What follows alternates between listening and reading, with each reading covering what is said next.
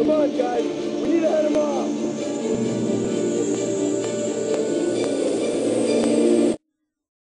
For decades, the darkness that wore Barbara Jagger's skin slept fitfully in the dark place that was its home and prison. It was hungry and in pain. It dreamed of its nights of glory when the poet's writing had called it from the depths and given it a brief, terrible taste of power and freedom. The rock stars had stirred it from the deep sleep the poet had sunk it back to in the end. When it sensed the writer on the ferry, it opened its eyes.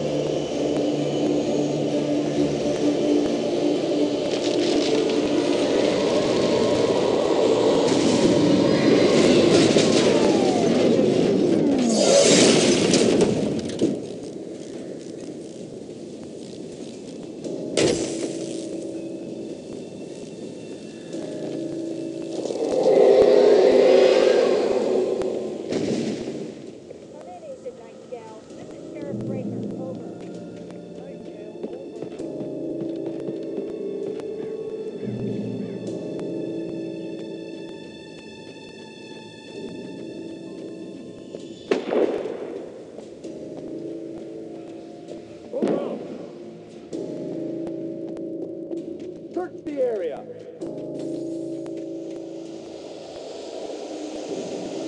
Stay sharp. This way. Over here.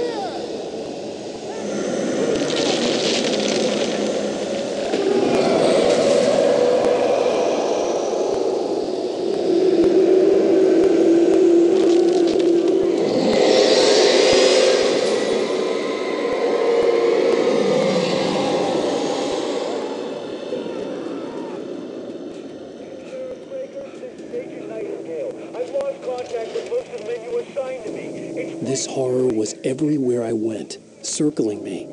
The cops didn't stand a chance. They were after a writer, not a monster.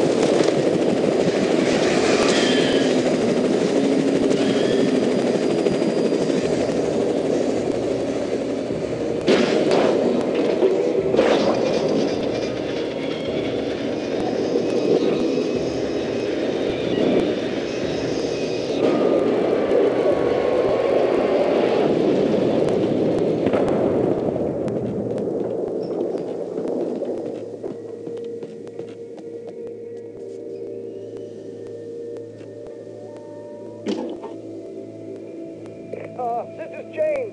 Mulligan, Thornton, come in. Over. Thornton here. James, we got both Wheeler and Rose in custody. They didn't put up a fight or anything. Why, they were... Hey, Rose, what you... Come on. Sit down and give me that. James, Mulligan here. Over. Go ahead, Mulligan. Over. We got Wheeler and Rose here.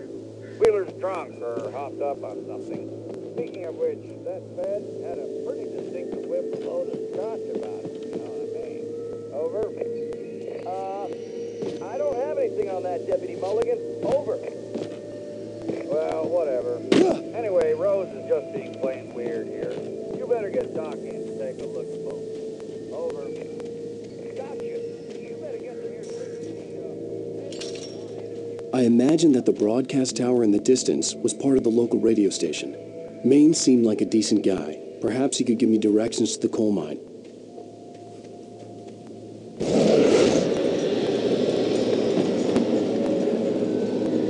Unnatural shadows clung to the gate. The darkness that was after me was trying to stop me.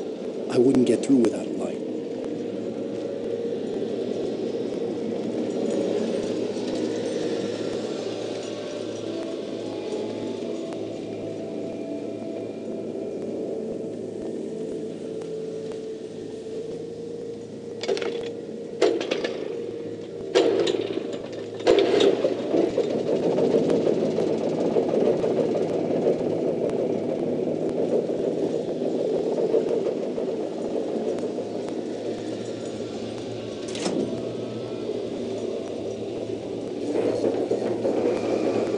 The old generator conked out. I'd have to see if I could fix it and try again.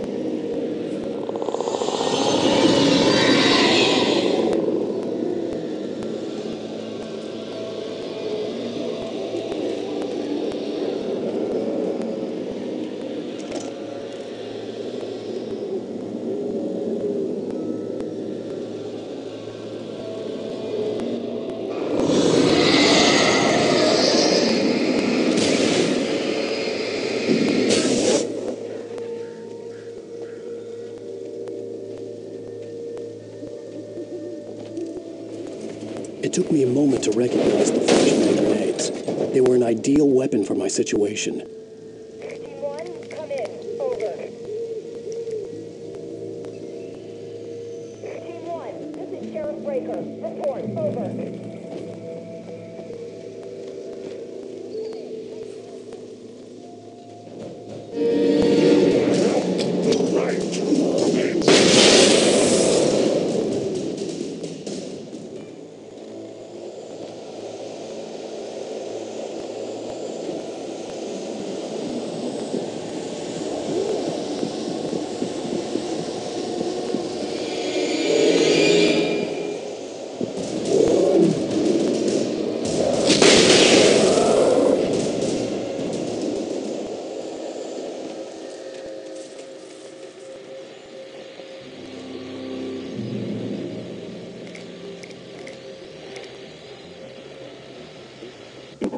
And here's another call.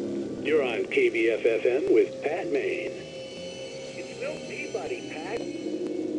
What's on your mind, Milt? Well, I live near the trailer park, Pat, and there's a big ruckus going on over there.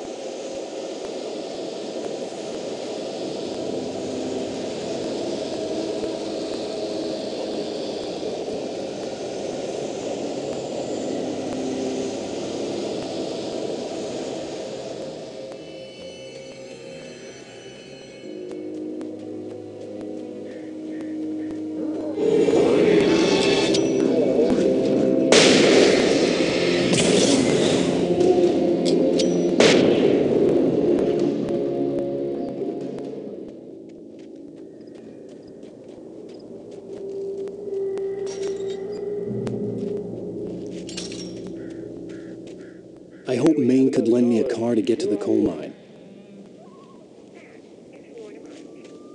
Oh, hello, Lorna. What do you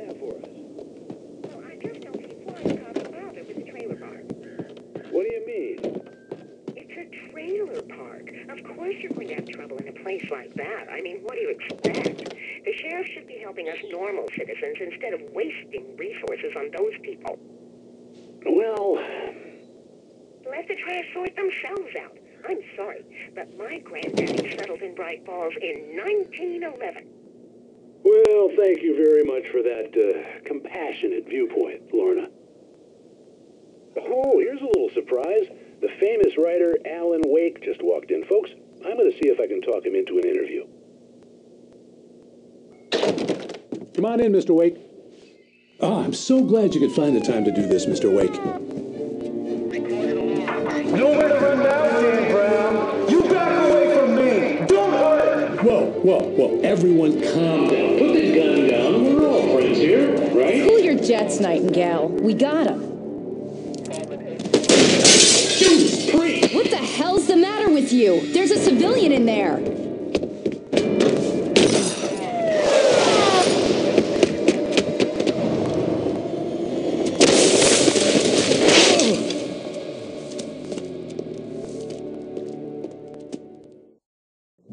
I'll get you yet, even if it kills me. You hear me? You hear me, H.P. Lovecraft? I had fallen off so many cliffs it was ridiculous. That's what you get for naming a book The Sudden Stop. It was probably good I hadn't had the chance to tell Maine where I was going. I'd have to lose the cops and find my own way to the mine.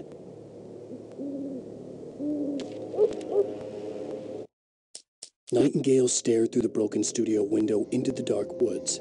He turned around, started to walk out, but Maine grabbed his arm. "Young man, you almost shot me.